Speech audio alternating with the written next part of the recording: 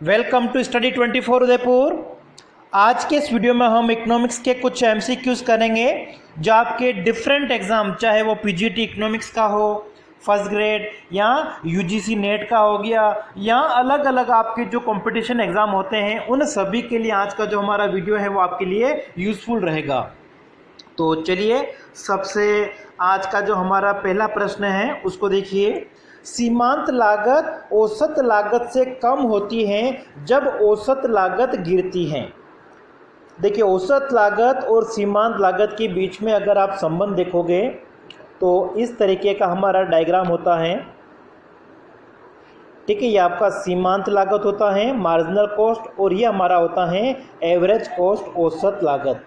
अब देखिए, सीमांत लागत जो है वो औसत लागत से कम कहाँ पे है, तो ये जो डायग्राम आप देख रहे हो इसमें ये वाला पोर्शन अगर हम देखते हैं यहाँ पे, ठीक है, यहाँ पे सीमांत लागत जो है वो औसत लागत की तुलना में क्या है, कम है, और औसत लागत और सीमांत लागत क्या हो रही है, घट रही है। तो ऐसा कब होता है, जैसे जैसे उत्पादन की मात्रा क्या होती है, बढ़ती जाती है। उत्पादन की मात्रा बढ़ने के साथ साथ में प्रारंभ में औसत लागत और सीमांत लागत दोनों क्या होती हैं, घटती हैं, और सीमांत लागत जो होती है वो तेजी से घटती है। इसका मतलब क्या हो गया कि जो सीमांत लागत है वो औसत लागत की तुलना में कम होती है।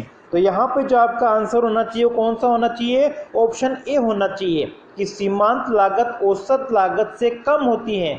कब कम होती हैं, उत्पादन की मात्रा बढ़ने के साथ में। नेक्स्ट देखिए, सेकंड, एक शुद्ध एकाधिकारी का उत्पादन स्तर संतुलन की स्थिति में कब होता है। देखिए, जब हम मार्केट में अलग अलग फर्मों के बारे में पढ़ते हैं, चाहे वो मोनोपोलिस्ट हैं, एकाधिकारी फर्म है, या प्रतिस्पर्धी फर्म है, परफेक्ट कॉम्पिटिटिव फर्म है, तो संतुलन की जो स्थिति होती है उसमें हमारी मुख्य रूप से दो शर्तें होती हैं सभी बाजारों के लिए। पहली शर्त क्या होती है, मार्जिनल रेवेन्यू और मार्जिनल कॉस्ट, सीमांत आगम और सीमांत लागत, ये दोनों क्या होने चाहिए, बराबर होने चाहिए। और दूसरी शर्त हमारी जो है वो क्या होना चाहिए, जो सीमांत लागत है, मार्जिनल कॉस्ट, वो क्या होने चाहिए, बढ़ती हुई होनी चाहिए। जहाँ पे हमारी ये दोनों कंडीशन, जो दोनों शर्तें हैं, पूरी होगी, वहाँ पे क्या होगा, संतुलन होगा। तो इन ऑप्शंस के हिसाब से अगर आप देखोगे तो शुद्ध एकाधिकारी का जो उत्पादन स्तर है वो संतुलन की स्थिति में कब होगा, जब मार्जिनल रेवेन्यू और मार्जिनल कॉस्ट, सीमांत आगम और सीमांत लागत दोनों क्या होने चाहिए, बराबर होने चाहिए। ठीक है, बीच में आपका यहाँ पे इक्वल टू का साइन आना चाहिए। अगला देखिए, रूपांतरण वक्र को प्राप्त किया जाता है, ट्रांसफॉर्मेशन कर्व, इसको हम और क्या कहते हैं, उत्पादन संभावना वक्र भी कहते हैं, पीपीसी कर्व कहते हैं। ठीक है, और इसको जो है हम कैसे निकाल सकते हैं, प्रोडक्शन कॉन्ट्रैक्ट कर्व से निकाल सकते हैं। ठीक है, उत्पादन जो संविदा वक्र होता है उसकी सहायता से इसको निकाला जा सकता है, और इसका जो शेप होता है वो होता है आपका कॉन्केव होता है, इस तरीके से। नेक्स्ट देखिए, सूची 1 को सूची 2 के साथ में हमको यहाँ पे मिलान करना है। सूची 1, लिस्ट 1 में आपको क्या दे रखा है, प्रिंसिपल्स ऑफ इकोनॉमिक्स, अर्थशास्त्र के जो सिद्धांत है। ये बुक किसके द्वारा लिखी गई है, ये बुक लिखी गई है प्रोफेसर मार्शल के द्वारा, और कब पब्लिश हुई थी ये, 1890 में। ठीक है, तो सबसे पहले आपका क्या आना चाहिए, 3। उसके बाद में किंग्ड डिमांड कर्व, विंकुचित मांग वक्र की जो अवधारणा है वो किसके साथ में संबंधित है, पॉल स्वीजी के साथ में संबंधित है। ठीक है, और हमारा जो विंकुचित मांग वक्र है वो क्या दर्शाता है कि जो ओलिगोपोली होता मार्केट, अल्पाधिकारी बाजार में एक तरह से क्या होता है, कीमत में दृढ़ता पाई जाती है, प्राइस रिजिडिटी होती है।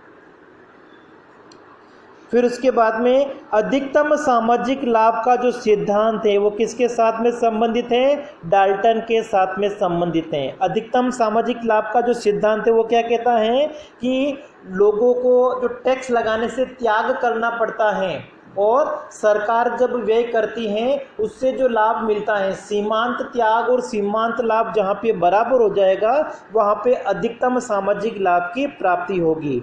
और अदृश्य हाथ की जो अवधारणा है वो एडम स्मिथ के साथ में संबंधित है। तो आपका जो करेक्ट ऑप्शन है वो क्या होना चाहिए, 3142 ए ऑप्शन हमारा। नेक्स्ट है हमारे पास में यहाँ पे कथन दिया हुआ है, बिक्री कर का आरोपण एकाधिकारी के लाभ को प्रभावित नहीं करता है। और दूसरा इसका कारण दिया हुआ है, एकाधिकारी बिक्री कर के भार को उपभोक्ताओं पर विवर्तित कर सकता है, शिफ्ट कर सकता है। तो यहाँ पर अगर आप देखोगे तो हमारा जो पहला कथन है वो क्या है, गलत है। ठीक है, बिक्री कर का आरोपण जो होता है वो एकाधिकारी के लाभ को प्रभावित करेगा। मतलब देखिए, जब सरकार टैक्स लगाती है तो टैक्स लगाने से क्या होगा, वस्तु की जो प्राइस है वो क्या होगी, बढ़ जाएगी। लेकिन जितना टैक्स लगाया जाता है उतनी प्राइस नहीं बढ़ेगी। माना कि 10 रुपये का अगर टैक्स लगाए लेकिन प्राइस बढ़ेगी, माना कि 2 रुपये बढ़ जाएगी, 5 रुपये बढ़ जाएगी। मतलब जितना टैक्स बढ़ा है उतने नहीं बढ़ेगी। जैसे डायग्राम अगर आप देखोगे, ठीक है, संतुलन का जो हम डायग्राम बनाते हैं तो ये हमारा MR कर्व होता है, ये हमारा AR कर्व होता है, ये सीमांत लागत वक्र है, ये संतुलन की स्थिति है। ठीक है, जहाँ पे वस्तु की कीमत कितनी है, O से लेके P है। अब सरकार अगर टैक्स लगाएगी तो इससे क्या होगा, सीमांत लागत बढ़ जाएगी। ठीक है, और सीमांत लागत वक्र हमारा नया ये बन जाएगा। अब नया जो संतुलन है वो स्थापित होगा यहाँ पे। ठीक है, यहाँ पे अगर देखोगे प्राइस क्या हो गई, बढ़ गई है। ठीक है, लेकिन प्राइस जो है वो हमारी कितनी बड़ी है, देखो इतनी। ठीक है, P से P1 आप नाम दे सकते हो, लेकिन टैक्स जो है वो इतना बड़ा है। मतलब टैक्स ज़्यादा बड़ा है और प्राइस कम बड़ी है। इसका मतलब जो एकाधिकारी है उसका लाभ क्या होगा, कम हो जाएगा। तो पहला कथन तो आपका क्या हो गया, गलत हो गया। दूसरा, एकाधिकारी बिक्री करके भार को उपभोक्ताओं पर विवर्तित कर सकता है या करता है, ये बात बिल्कुल सही है। ठीक है, कि एकाधिकारी के ऊपर जो सेल टैक्स लगाएगा तो सेल टैक्स जो होता है, बिक्री कर होता है, वो वस्तु की कीमत में जोड़कर वापिस उपभोक्ताओं से लिया जा सकता है, तो उपभोक्ताओं पर शिफ्ट हो जाता है। तो यहाँ पे दूसरा कथन आपका जो कारण दे रखा है वो क्या है, सही है। तो आंसर आपका कौन सा हो जाएगा इसमें, ऑप्शन हमारा हो जाएगा डी।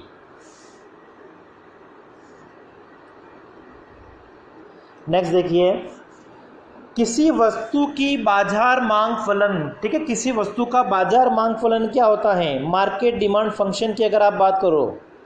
ठीक है, तो किसी वस्तु की बाजार मांग जो होती है वो उस वस्तु की कीमत से प्रभावित होती है, बिल्कुल सही है, जिसको आप लिख सकते हो PX। ठीक है, डिमांड जो है वो किसका फंक्शन है, वस्तु की कीमत का है। संबंधित वस्तु की कीमत का भी है, ठीक है, प्राइस ऑफ रिलेटेड गुड्स का भी है। फिर उपभोक्ता की आय का भी है, Y लिख दिया हमने। और फिर उपभोक्ता की रुचि एवं पसंद, इन सभी के ऊपर निर्भर करेगा। ठीक है, तो करेक्ट आंसर आपका हो जाएगा ऑप्शन हमारा इसमें डी, कि जो चारों लिखे हुए हैं वो क्या है, सही है। किसी वस्तु की बाजार मांग जो होती है वो उस वस्तु की कीमत, संबंधित वस्तु की कीमत, उपभोक्ता की आय कितनी है और उसकी रुचि पसंद क्या है, इन सभी के ऊपर निर्भर करेगा। नेक्स्ट देखते हैं, लिस्ट 1 और लिस्ट 2 को हमको आपस में मिलान करना है। ठीक है, लिस्ट 1 में आपको दे रखा है उपभोग का मनोवैज्ञानिक नियम। ठीक है, उपभोग का जो मनोवैज्ञानिक नियम है वो क्या बताता है, आय बढ़ने के साथ में उपभोग क्या होगा, बढ़ेगा। लेकिन आय की तुलना में उपभोग जो होता है वो धीरे धीरे बढ़ता है। मतलब आय तेजी से बढ़ेगी, लोग क्या करेंगे, बढ़ी हुई आय को फिर बचा के रखने लग जाएंगे, और इसमें आय का वितरण जो है उसके साथ में संबंधित हो सकता है ये। फिर सापेक्ष आय परिकल्पना, जेम्स ड्यूजनबरी की जो परिकल्पना है उसमें उन्होंने एक तरह से रेचेट प्रभाव की व्याख्या की है। ठीक है, तो रेचेट प्रभाव जो है वो ड्यूजनबरी का जो हाइपोथेसिस है, सापेक्ष आय परिकल्पना है, रिलेटिव इनकम हाइपोथेसिस के साथ में संबंधित है। फिर आपका स्थायी आय परिकल्पना जो है वो बैकवर्ड लुकिंग एक्सपेक्टेशंस के साथ में संबंधित होनी चाहिए। और जीवन चक्र परिकल्पना जो है वो जनसंख्या की आय संरचना को बताती है, as structure of the population की। मतलब जीवन के प्रारंभिक वर्षों में आय क्या होती है, अधिक होती है, मध्यम वर्षों में क्या होता है, और फिर अंतिम वर्षों में आय लोगों की क्या हो जाती है, कम हो जाती है। ठीक है, तो उसके आधार पर वो उपभोग फलन दिया गया है जिसको हम जीवन चक्र परिकल्पना कहते हैं। तो इस हिसाब से आप देख लीजिएगा।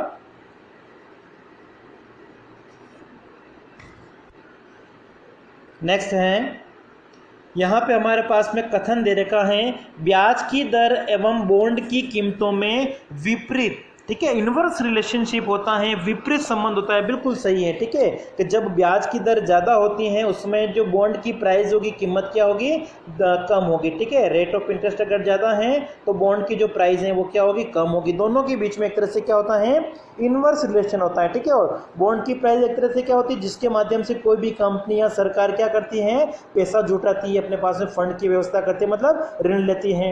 और बॉन्ड जो होता है उस पर ब्याज की दर क्या होती है, पहले से फिक्स होती है। बॉन्ड का जो टाइम पीरियड होता है, अवधि जो होती है, उसमें ब्याज की दर में किसी प्रकार का कोई परिवर्तन नहीं होता है। ठीक है, तो यहाँ पे ये हमारा कथन एक तरह से क्या है, सही है। बॉन्ड की प्राइस अगर कम होगी तो जो उससे मिलने वाला रिटर्न है, जिसको आप ब्याज की दर कहते हैं, वो क्या होगा, बढ़ेगा। मतलब अपोजिट रिलेशन की बात सही है। और बॉन्ड की कीमत उस समय सहमत भुगतानों के वर्तमान बट्टा मूल्य का प्रतिनिधित्व करती है जब बॉन्ड जारी किया गया था। ठीक है, जब बॉन्ड जारी किया गया था उस समय ब्याज की दर एक तरह से क्या हो जाती है, निश्चित हो जाती है, फिक्स हो जाती हैं। तो यहाँ पे आपके दोनों कथन क्या है, सही है। और कारण की जो व्याख्या की गई है, कथन की व्याख्या, वो कारण भी क्या है, सही है।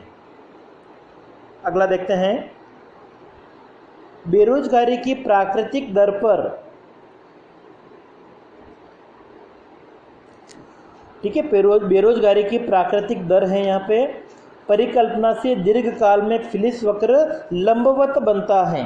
फिलिस वक्र का जो आकार है वो कैसा हो जाता है, लॉन्ग रन में इस तरीके से हो जाता है। ठीक है, यहाँ पे हमने लिया है अनएम्प्लॉयमेंट, ठीक है, बेरोजगारी, और इधर आपका हो गया प्राइस लेवल, या इधर हम कह सकते हैं इन्फ्लेशन। और यहाँ पे हमारा जो वक्र होता है, फिलिस वक्र, वो दीर्घकाल में कैसा बन जाएगा, वाई एक्सिस के पैरेलल, जिसको हम एक तरह से कह सकते हैं वर्टिकल। तो ये बात बिल्कुल सही है कि जो दीर्घकाल में फिलिस वक्र होता है वो कैसा होता है, वर्टिकल होगा, लंबवत होगा। ठीक है, प्राकृतिक जो दर होती है, बेरोजगारी की प्राकृतिक दर, वो एक तरह से सप्लाई साइड के साथ में संबंधित होती है, पूर्ति पक्ष के साथ में संबंधित होती है। और ये किसका कॉम्बिनेशन होती है, फ्रिक्शनल और स्ट्रक्चरल अनएम्प्लॉयमेंट का। ठीक है, घर्षणात्मक और जो संरचनात्मक बेरोजगारी है उसका मिश्रण क्या होती है, बेरोजगारी की प्राकृतिक दर। फिर बेरोजगारी की प्राकृतिक दर स्थैतिक कीमत प्रत्याशा को मानती, ये कथन क्या है आपका, गलत है। मतलब ए जो है वो क्या है, सही है, और जो कारण दे रखा वो क्या है, गलत है। तो सी ऑप्शन आपका यहाँ पे सही होगा। अगला देखिए, यहाँ पे भी आपको लिस्ट 1 को लिस्ट 2 के साथ में मैच करना है, मिलान करना है। सबसे पहले अगर हम प्रतिबंधित चक्र की बात करें तो ये जो बिजनेस साइकिल की थ्योरी है हिक्स की, उसके साथ में संबंधित है। ठीक है, प्रतिबंधित चक्र की जो अवधारणा है वो J.R. हिक्स का व्यापार चक्र का सिद्धांत है, उसके साथ में संबंधित है। फिर आपका एक्सीलरेशन मल्टीप्लायर इंटरेक्शन, त्वरक और गुणक अंतःक्रिया की जो अवधारणा है वो सैमुअलसन का जो व्यापार चक्र का सिद्धांत है उसके साथ में संबंधित है। तो सबसे पहले आपका आना चाहिए 2 आना चाहिए, फिर आना चाहिए 1। उसके बाद में देखिए, पूंजी स्टॉक समायोजन का जो सिद्धांत है वो निकोलस कार्डोर के साथ में संबंधित है, तो फिर आना चाहिए आपका 3। और वास्तविक व्यापार चक्र का जो सिद्धांत है वो बेरो के साथ में संबंधित है। ठीक है, बेरो ने क्या बताया था, 1987 में दिया था शायद, कि सरकारी खरीद अगर बढ़ेगी तो उससे क्या होगा, वस्तुओं की मांग बढ़ेगी। तो इस तरीके से उन्होंने व्यापार चक्र सिद्धांत अपना दिया था। तो 2, 1, 3, 4 जो आपका क्रम है वो क्या होना चाहिए, सही होना चाहिए। तो आज की क्लास में इतना ही, धन्यवाद।